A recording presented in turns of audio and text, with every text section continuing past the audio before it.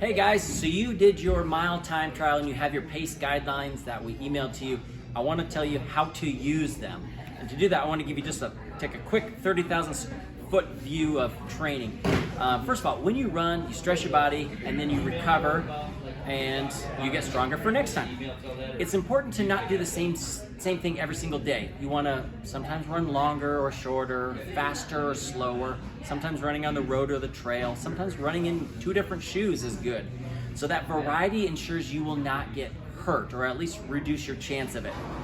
When you run and you go for just a jog, we kind of think of like your pace as a way to judge it. Better is your perceived exertion. How hard is it? We can kind of think of a scale of like 1 to 10. 1 is laying in bed, 10 is fighting for your life. For most runs where you're just kind of going, about a 6. It's a time where you can kind of notice your breathing, but it's not hard. That should be most of your training. Like 80% of your training should be in that kind of easy zone, that's 6. As we go higher, that's 7, you kind of have a little bit more noticeable breathing. You can talk, but maybe your sentences aren't as clear. 8, you're certainly breathing hard. 9, it's almost max, and then 10 is max. So like 80% of that is in that easy, and 20% of that is going to be in that like 7, 8, 9, kind of most of that in the 8.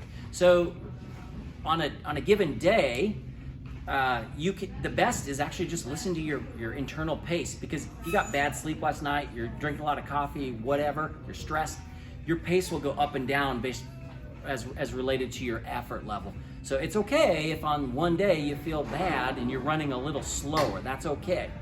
This mile time trial we did and the pace guidelines, I want you to kind of look at them, use them, but like kind of think of them in a little bit with a grain of salt, because it's not always going to be perfect. So you now have in your email inbox, from your mile time, you have several suggested paces. I want you to pay attention to the one that's labeled easy and moderate. That's what you're going to do about 80% of the time. Most of your run's kind of easy.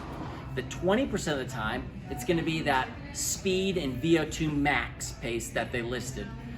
So actually, we had one of our mentors, and is Hannah. I think she ran like, she won't care, right? I'm telling everybody. I think she ran 7:43 in her mile time trial. So for her, like her easy pace, it was somewhere in that like 10:30 to 11:30 range.